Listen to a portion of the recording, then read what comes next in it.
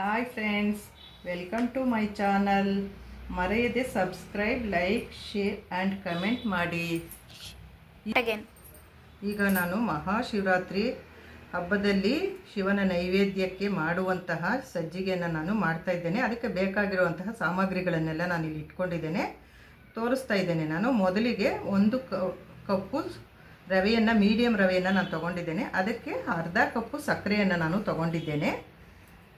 ನಾನು ಅರ್ಧ ಕಪ್ಪು ಸಕ್ಕರೆ ಹಾಕ್ತೇನೆ. ಬೇಕಾದವರು ಮುಕ್ಕಾಲು ಕಪ್ಪು ಹಾಕೋಬೋದು. ನಾನು ಸ್ವೀಟ್ ಕಡಿಮೆ ಹಾಕ್ಕೊಳ್ಳೋದ್ರಿಂದ ನಾನು ಅರ್ಧ ಕಪ್ ಸಕ್ಕರೆ ಹಾಕ್ಕೊಂಡಿದ್ದೇನೆ. ಅದಕ್ಕೆ ಒಂದು ಸ್ವಲ್ಪ 4 ಏಲಕ್ಕಿ, ಒಂದು ಸ್ವಲ್ಪ ದ್ರಾಕ್ಷಿ, ಸ್ವಲ್ಪ ಗೋಡಂಬಿ, ಅದಕ್ಕೆ ಒಂದು 3 ರಿಂದ 4 ಸ್ಪೂನು ತುಪ್ಪವನ್ನು ನಾನು ಇಟ್ಕೊಂಡಿದ್ದೇನೆ. ಈ ಸಜ್ಜಿಗೆ ಮಾಡೋದಕ್ಕೆ ನಾನು 1.5 ಗ್ಲಾಸ್ ಹಾಲು, 1.5 ಗ್ಲಾಸ್ ನೀರು ಎರಡೂ ತಗೊಳ್ತಾ ಇದ್ದೇನೆ. ಇದನ್ನು ಹಾಕಿ ನಾವು ಸಜ್ಜಿಗೆ ಮಾಡ್ಕೊಳ್ಳೋಣ. ಈಗ ನಾನು ಸಜ್ಜಿಗೆ ಮಾಡೋದಕ್ಕೆ ಬಾಣಲಿ ಇಟ್ಕೊಂಡು ಅದಕ್ಕೆ ಸ್ವಲ್ಪ ತುಪ್ಪ ಹಾಕಿದ್ದೀನಿ. ಅದಕ್ಕೆ ಸ್ವಲ್ಪ ದ್ರಾಕ್ಷಿ ಗೋಡಂಬಿ ಹಾಕಿ ಅದನ್ನ ಕರೆದು ತೆಗೆದಿಟ್ಕೊಳ್ತೀನಿ. ದ್ರಾಕ್ಷಿ ಗೋಡಂಬಿ ಕರಿತಾ ಇದ್ದೀನಿ ಈಗ ನಾನು.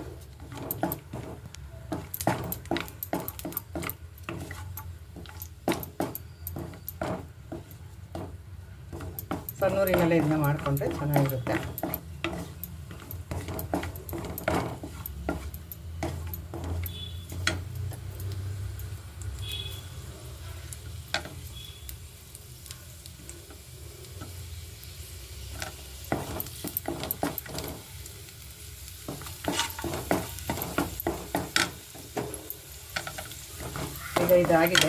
ಇದಾಗಿದೆ.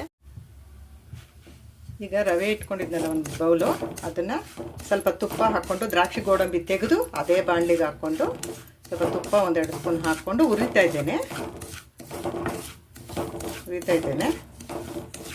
ಸ್ವಲ್ಪ ಒಂದು 2 ನಿಮಿಷ ಉರಿದ್ರೆ ಸಾಕಾಗುತ್ತೆ. 2 ರಿಂದ 3 ನಿಮಿಷ ಅಷ್ಟೇ ರವೆ ಉರಿಯೋಕ್ಕಾಗೋದು. ಈಗ ಇದು ರವೆ ಹುರಿದಿದ್ದಾಗಿದೆ. ಈಗ ನಾನು ರವೆ ಹುರಿದಿದ್ದಾಗಿತ್ತು, ಅದನ್ನು ತೆಗೆದು ಮತ್ತು ಅದೇ ಬಾಣಲಿನ ಇಟ್ಟಿದ್ದೀನಿ. ಅದೇ ಬಾಣಲಿಗೆ ನಾನು ಹಾಲು ಅರ್ಧ, 1.5 ಕಪ್ಪು ನೀರು, 1.5 ಕಪ್ ಮಿಕ್ಸ್ ಮಾಡಿ ಇಟ್ಟಿದ್ನಲ್ಲ ಅದನ್ನೇ ಈಗ ಇದಕ್ಕೆ ಹಾಕ್ಕೊಳ್ತಾ ಇದ್ದೇನೆ ನಾನು.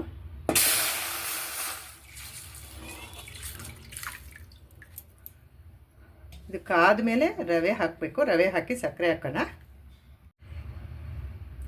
ಈಗ ನಾನು ರವೆ ಹುರಿದಿದ್ದಾಗಿತ್ತು, ಅದನ್ನು ತೆಗೆದು ಮತ್ತು ಅದೇ ಬಾಣಲಿನ ಇಟ್ಟಿದ್ದೀನಿ. ಅದೇ ಬಾಣಲಿಗೆ ನಾನು ಹಾಲು ಅರ್ಧ, 1.5 ಕಪ್ಪು ನೀರು, 1.5 ಕಪ್ ಮಿಕ್ಸ್ ಮಾಡಿ ಇಟ್ಟಿದ್ನಲ್ಲ ಅದನ್ನೇ ಈಗ ಇದಕ್ಕೆ ಹಾಕ್ಕೊಳ್ತಾ ಇದ್ದೇನೆ ನಾನು.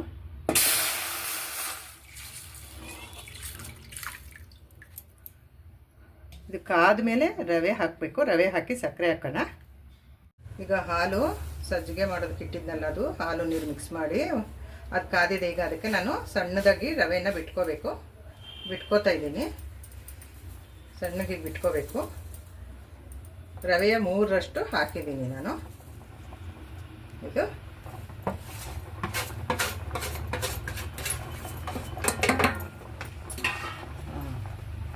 ಕುದೀತಾ ಇದೆ.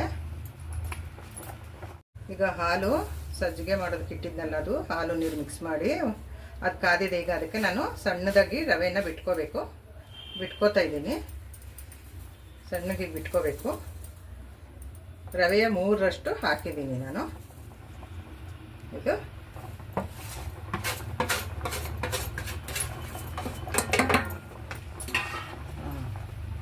ಕುದೀತಾ ಇದೆ. ಇದಾಗಿದೆ.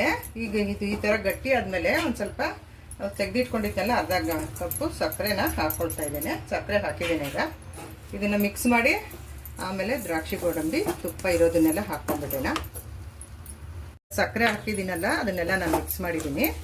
ಇದು ಈ ಥರ ಗಟ್ಟಿ ಆದಮೇಲೆ ಇದಕ್ಕೆ ನಾನು ತೆಗೆದಿಟ್ಕೊಂಡಿದ್ನೆಲ್ಲ ಅದೊಂದು 3 ಸ್ಪೂನ್ ತುಪ್ಪ, ಅದು 2 ಸ್ಪೂನ್ ಆಗಿತ್ತು. ಈಗ ಒಂದು 2 ಸ್ಪೂನ್ ಇದಕ್ಕೆ ತುಪ್ಪನೆಲ್ಲ ಹಾಕ್ತಾಯಿದ್ದೀನಿ. ಹಾಕಿ ಈಗ ಇದನ್ನು ಮಿಕ್ಸ್ ಮಾಡ್ಕೊಳ್ಳೋಣ. ಚೆನ್ನಾಗಿ ಮಿಕ್ಸ್ ಮಾಡ್ಕೋಬೇಕು. ದೇವರ ನೈವೇದ್ಯಕ್ಕೆ ಮಹಾಶಿವರಾತ್ರಿ ಸ್ಪೆಷಲ್ ಅಂತ ಮಾಡ್ತಾಯಿದ್ದೀನಿ ನಾನು. ದೇವರ ನೈವೇದ್ಯಕ್ಕೆ ತುಂಬ ಚೆನ್ನಾಗಿರುತ್ತೆ ಇದು. ಇದು ತುಪ್ಪ ಎಲ್ಲ ಮಿಕ್ಸ್ ಆಗಿದೆ. ಲಾಸ್ಟಿಗೆ ಇದಕ್ಕೆ ದ್ರಾಕ್ಷಿ ಗೋಡಂಬಿ ಹಾಕೋಣ. ದ್ರಾಕ್ಷಿ ಗೋಡಂಬಿ ಹಾಕಿ ಮಿಕ್ಸ್ ಮಾಡಿ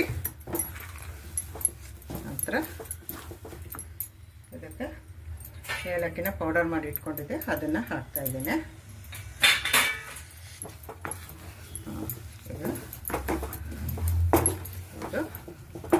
ಆಗಿದೆ. 2 ನಿಮಿಷ ಇಟ್ಕೊಂಡು ಬೌಲಿಂಗ್ ಸರ್ವ್ಗೆ ಹಾಕ್ಕೊಂಬಿಡೋಣ.